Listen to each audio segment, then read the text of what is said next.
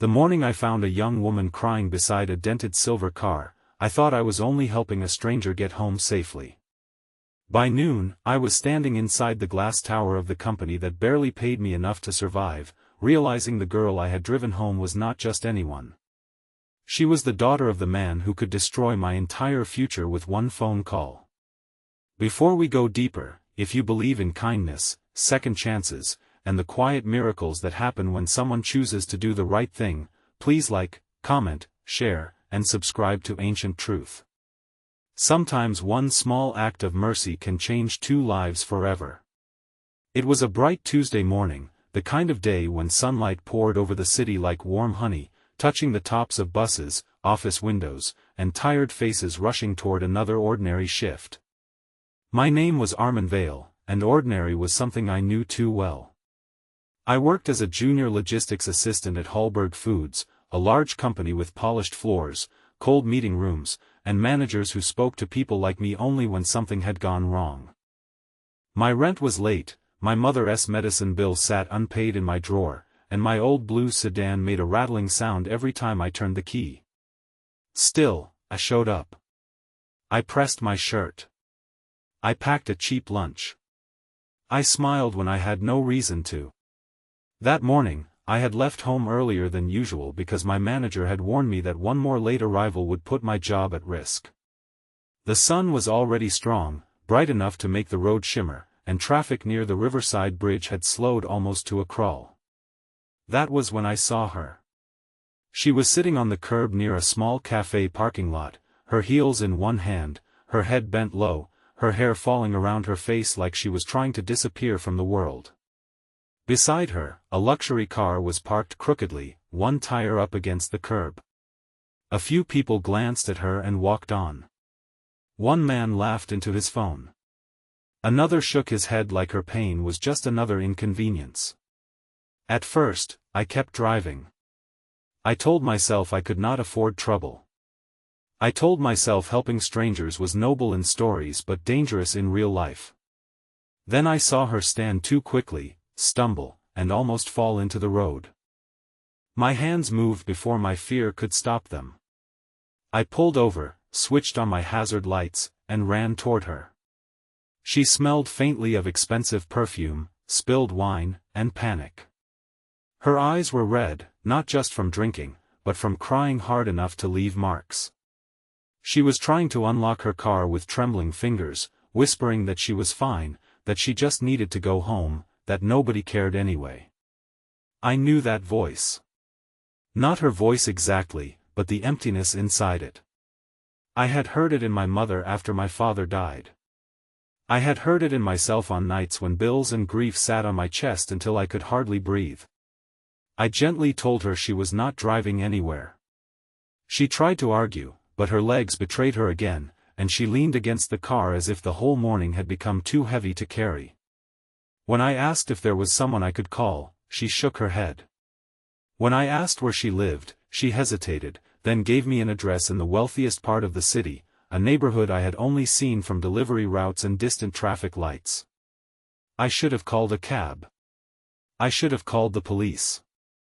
I should have protected myself.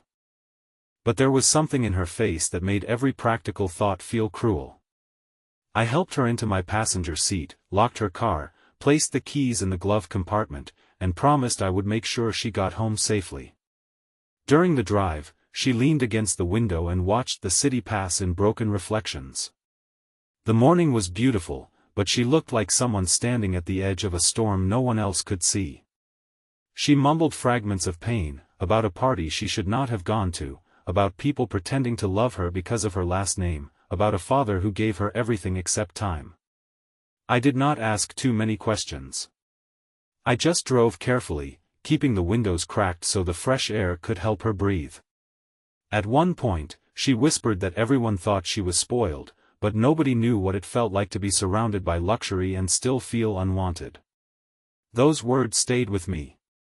They sounded impossible and true at the same time. When we reached her house, my heart nearly stopped. It was not a house. It was a mansion behind black iron gates, with trimmed gardens and stone lions at the entrance. A guard stepped out, suspicious at first, then alarmed when he saw her. Her name, he said, was Serena Hallberg. For a second, I thought I had misheard him. Hallberg. The name printed on my employee badge. The name glowing above the company headquarters. The name of my boss, Victor Hallberg, a man famous for never smiling and never forgiving mistakes. I helped Serena out of the car while the guard called someone inside. She turned to me before they led her away, and in that hazy, wounded state, she pressed my hand and whispered that I was the first person all morning who had looked at her like she was human. Then the door closed, and I was left standing in the driveway with sunlight on my face and fear crawling up my spine. By the time I reached work, I was 36 minutes late. My manager, Mr. Kale, was waiting near my desk with the expression of a man who enjoyed bad news. He did not ask why. He did not care. He simply told me human resources wanted to see me after lunch. The rest of the morning passed in a blur. Every email looked like a warning.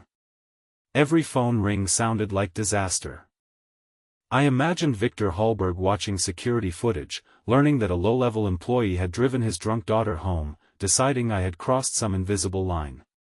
I imagined being accused of taking advantage, of stealing, of lying. Men like me did not get the benefit of the doubt in rooms built by men like him. At noon, I was called upstairs. The executive floor smelled like leather, coffee, and money. The windows stretched from floor to ceiling, showing the city below like a model built for someone else's amusement. Victor Hallberg stood behind his desk, tall, silver-haired, and colder than his reputation.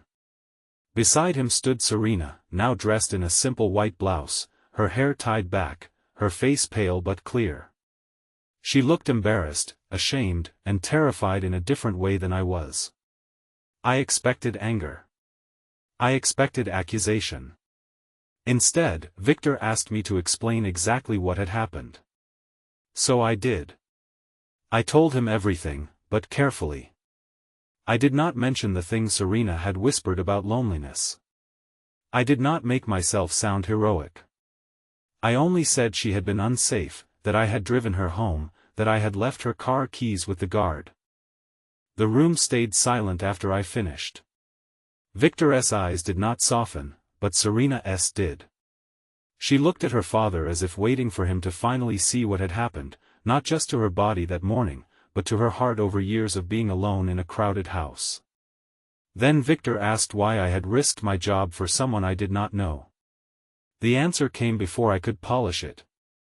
I told him that my mother once told me character is what you do when nobody important is watching. I said I did not know she was his daughter. I only knew she was someone's daughter. And if she had tried to drive, she might have died, or someone else might have. I looked down after saying it, certain I had spoken too boldly. But when I looked up, Victor Hallberg was staring at Serena, not me. Something in that room shifted. Serena began to cry, not loudly, not dramatically, but in the quiet way people cry when they are tired of pretending. She told her father she had not been trying to embarrass him. She had been trying to feel noticed. She said the party had been full of people who knew her money, her last name, her clothes, but not one person noticed when she was too drunk to stand. Not one person stopped her from reaching for her keys. Only a stranger in an old blue car cared enough to pull over. Victor's face changed slowly, like stone warming under sunlight. For the first time since I had entered, he looked less like a powerful man and more like a father realizing he had mistaken provision for love. He sat down heavily, his hands folded, his eyes fixed on the desk. When he spoke, his voice was lower. He told Serena he had built an empire after her mother died because work was easier than grief.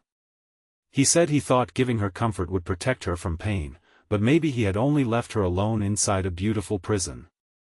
I stood there awkwardly, feeling like I had accidentally opened a locked room inside a family I did not belong to. But then Serena turned to me and thanked me again, this time without shame in her voice. Victor did not fire me. He did not accuse me. He simply asked about my role at the company, my family, and why I looked so tired. I admitted my mother was sick, that I was behind on bills, that I had been taking extra shifts whenever possible. I hated saying it. Poverty feels heavier when spoken in front of rich people. But Victor listened without interruption. The next week, everything began to change, though not in the magical way people imagine. My problems did not vanish overnight. My mother still needed medicine. My car still rattled. I still woke before sunrise and worked long hours. But Victor transferred me to a better department after reviewing my record, not as charity, he said, but because my supervisors had overlooked my reliability for too long. Serena began volunteering at a recovery outreach center after admitting she needed help too. She did not become perfect. Neither did her father. But they started having lunch together every Wednesday, in daylight, without assistants, without phones, without pretending. Months passed, and that strange morning became a quiet thread connecting all of us. Serena and I did not become some fairy tale romance. What grew between us was gentler and deeper at first, a friendship built from honesty. She would sometimes bring my mother soup from a small restaurant she loved, and my mother would tell her stories about courage, loss, and how people with money still needed someone to remind them to eat. Victor visited once too, stiff and uncomfortable in our tiny apartment, but he brought flowers and thanked my mother for raising a son who stopped when others walked away.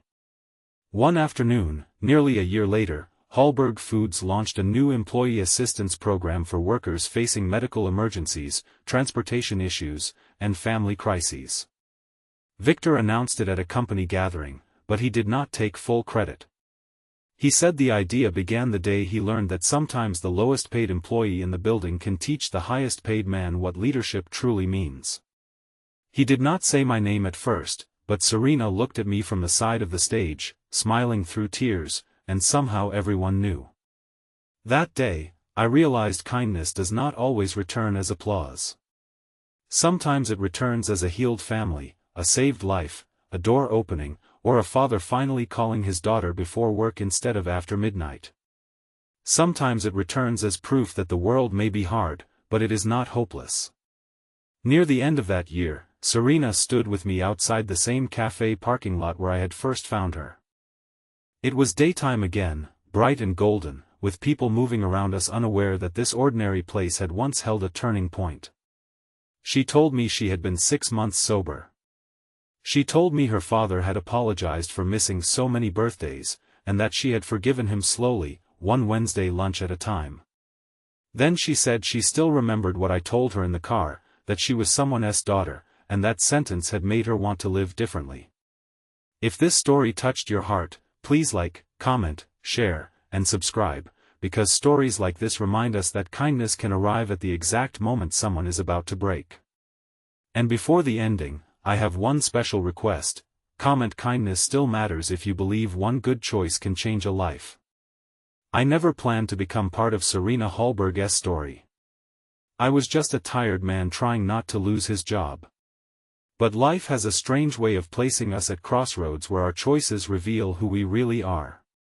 That morning, I could have driven past. I could have protected my schedule, my fear, my comfort. Instead, I stopped.